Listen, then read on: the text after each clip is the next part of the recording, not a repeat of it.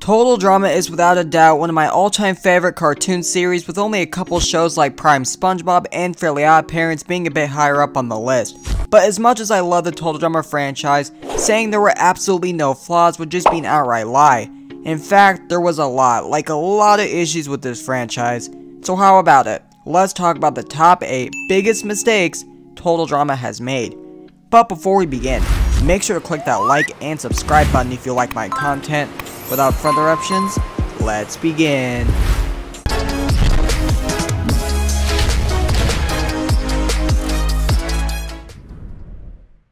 Starting our list off at our number 1 spot, we have too many joke characters. While Total Drama has always had a knack for creating some of the most iconic characters we all know and love to this day, like Owen, Heather, Courtney, Alejandro, and many more, there were also many characters that just felt out of place or just felt like complete fodder and filler. Take Beardo for example. He's a character who only makes cartoony sound effects. Yeah, that's it. That's his entire character. It wouldn't be so much of a problem if these characters actually had more personality to themselves, instead of just that one and only thing that makes their characters stand out like a sore thumb.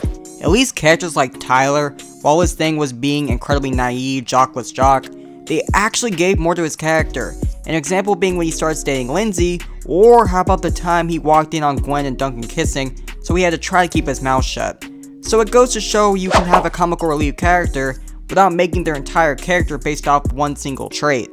Overall though, there were also a handful of characters like Stacy, Leonard, Katie, Sadie, etc. that I could go on and on about, so I'll just skip to the biggest one, and that is Ezekiel. Turning him into a zombie more or less was just too gimmicky for me.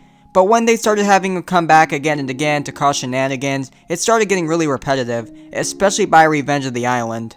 Number 2 is, of course, the Toxic Waste. Once again, it was just way too gimmicky for me, because what made Total Drama Island so special in the first place was just how well everything flowed through, and it's the closest thing we've gotten to a season that just felt so genuine, like something that could actually happen. Sure, it had its moments of bears not being bears, but all in all for a cartoon, it was close enough. By Revenge of the Island, it completely tossed everything Island stood for out the window. You have mutant creatures running around the island, then Chris being oddly touchy with a mutant plant called Larry, who he seemed to have a mutant kid with an All-Stars. But besides that, the Toxic Waste not only affected the island, but it also affected a contestant as well, that being Dakota. I just wasn't a huge fan of turning her into the Dakotazoid. It was just too much of a big mess for me. I get they wanted to make a twist this season, but Toxic Waste just wasn't it. Number 3 is turning Chris into a psychopath. Yeah, I wasn't a fan of this either. If you go back and watch the series from Island to PAHKITEW, you'll notice as the seasons go on, so does Chris's sadistic nature. In Island, he was a lot more laid back, had a lot more yet simple but still challenging challenges, like the good old-fashioned game of hide and seek, or having the contestants survive a night in the woods. Whereas PAHKITEW, they do this the entire season, dude. I mean, they even sent him to prison at the end of Season 4, and you'd think that this would give him a reality check, but boy oh boy, it made him a lot worse. Heck, he even claims to have forgotten to feed his starving interns. It's just a shame it really is to see Chris spiral down as a quality host, and I really hope with these new seasons they just go back to basics. Halfway on our list, we have no main antagonist for Action and PAHKITEW. This was a huge problem for me. When you look at each other season of Total Drama, you know who was the mastermind pulling the strings. Island obviously was Heather, World Tour you had Alejandro, Revenge of the Island you got Scott, and even All Stars you had Mao, albeit the worst antagonist in Total Drama history, but still. Action, they kinda just split it up between Justin and Courtney, which I would have been fine with having 2 main antagonists, but the problem with Action was Justin didn't really do much. Yeah, he made his team do stuff for him, but he lacked any form of strategy in my opinion. It wasn't until Courtney showed up where the season really started to pick up. Heck, she was even more cunning and ruthless than Heather was at times. Too bad though that wasn't enough for her to make it to the finale. Instead, they for whatever reason decided to go with Beth, by far one of the worst choices for a final 2. Even Lindsay would have felt more deserved than Beth, or better yet, Harold vs. Duncan would have been a real treat to watch. As for PAHKITEW Island, it seems they have Sugar take on the role of the main antagonist, which I don't really agree with at all, since she doesn't even do that much, at least until the episode she's eliminated in. But even all in all, she bullied Ella, manipulated Sky and Dave, as well as accidentally knocking a tree over on Jasmine. Now I know that may seem like a lot, but trust me, if you watch the season beginning to end, you'll see it's pretty much nothing compared to people like Heather or Alejandro, or even Justin for that matter. What's sad is that they really could have gone with a couple others like Max and Scarlet, but instead they have Max be all comical relief. Scarlet, they only show her evil side in the same episode she's eliminated in, so based on everything, there really isn't much of anything for a main antagonist in either season. Number 5, we have WTF Eliminations, which is kind of ironic because I also made a video on this literally on my last list. So for this entry, I'll be mainly talking about Total Drama Island, since it seems to have the most of this issue. Like seriously, I can't be the only one who is watching this season and was screaming at my TV screen, eliminate Heather over and over, then they just don't for the smallest of reasons. Take Beth, who took a cursed statue by accident, so they vote her off when they could have just voted Heather off first, then Beth, if the curse really meant that much. How about Cody getting literally mauled by a bear, so they add insult to injury by voting him off? Or how about voting off Jeff because he was apparently the nicest guy on the island, so it's a threat, I guess? But by far the biggest WTF has got to be Lashana's and Lindsay's elimination. Like seriously dude, Lindsay technically being the last across the finish line, when Duncan and Owen didn't even finish the race, and even as far as Lashana and Izzy not even participating, but yet Lindsay still takes a ride on the dock of shame. Just pure stupidity, man. Now, Lashana's elimination is just as BS because Chris literally counts anyone who says any of the final contestant's name, which he even counts Lindsay's vote twice, and even a frickin' parrot. It really doesn't get more idiotic than this. All this gives the viewers the impression that the game really was rigged for Heather, at least for a small period of time, and don't even get me started on Mr. Coconut's elimination. Number 6 is having an All-Star Season too early. This also goes hand in hand with having the seasons after World Tour being too short, since we're really not given enough time to get to know these new characters. I mean, we got 3 whole seasons with the original cast, then only having 1 season with the Revenge cast, and it doesn't help with it only being 13 episodes either.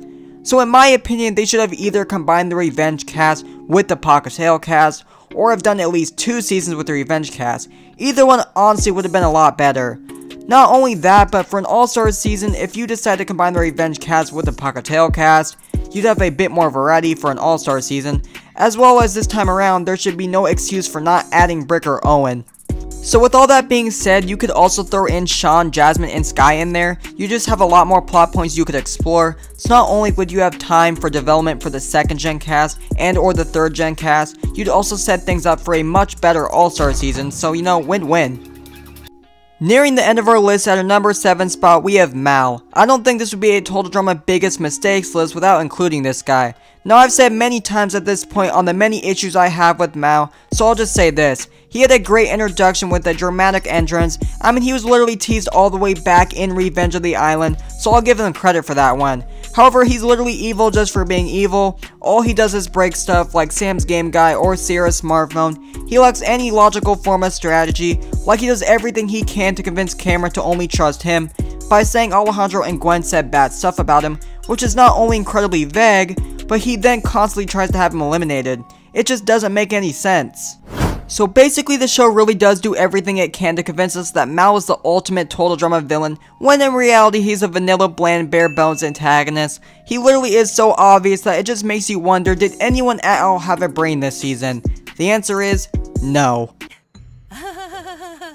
Which nicely gets into our not so great number 8 spot, which is Character Derailment. This to me is by far the biggest issue Total Drama has had. As heavily as it is present in All Stars, it would be wrong of me to say it doesn't exist in the other seasons. Take Trent's number 9 obsession, or DJ's descent into a complete mama's boy. How about Courtney going from a team player in Island to a cunning, cruel, ruthless, savage player in action and beyond, just to name a few. But by far, All Stars is the worst of the worst, from making Chris forgetting to feed his starving interns, to the dumb love triangle of Courtney, Gwen, and Duncan. Let's just say if you already are a fan of Character Derailment, All Stars is going to be buffet for you. What's sad is even with Mal being the main antagonist, if the characters acted how they did before, it wouldn't be a problem at all. Mal is so lucky this isn't Season 1 Heather, or Season 3 Alejandro, because he would have been dealt with pretty quickly.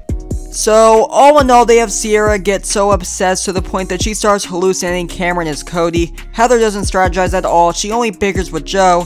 Alejandro foolishly gloats to Mal about finding a DVD full of footage on him, which further presses Mal to get rid of him later in that episode. Cameron, who studied Mike thoroughly and has one of the biggest brains in the series, had no idea about the change in Mike. Zoe, who was closer to Mike than anyone else, still had no clue. She shouldn't have needed that DVD in the first place. So other than Chris, the love triangle is by far the biggest issue of character derailment for me. So speaking of the love triangle, they have Duncan not only wanting to date Gwen just to make Courtney jealous, then they have Gwen wanting to be friends with Courtney so bad all of a sudden when she looked fine with it at the beginning of Revenge of the Island. And if the friendship really meant that much to Gwen, she should have ended things with Duncan much earlier. Finally, you have Courtney, who forgives Gwen only to take it back with her chart. All I can say is Sunday Muddy Sunday is a really good prime example of character derailment. So in the end, as good as Total Drama really is, it certainly had its flaws. Hopefully they don't make the same mistakes with these new seasons. But let me know down in the comments what mistakes you have with Total Drama. I would love to know your guys' thoughts. But alright viewers, that's the end of our list. Let me know what list you'd like to see next. With all that said, I look forward to seeing you with our next list.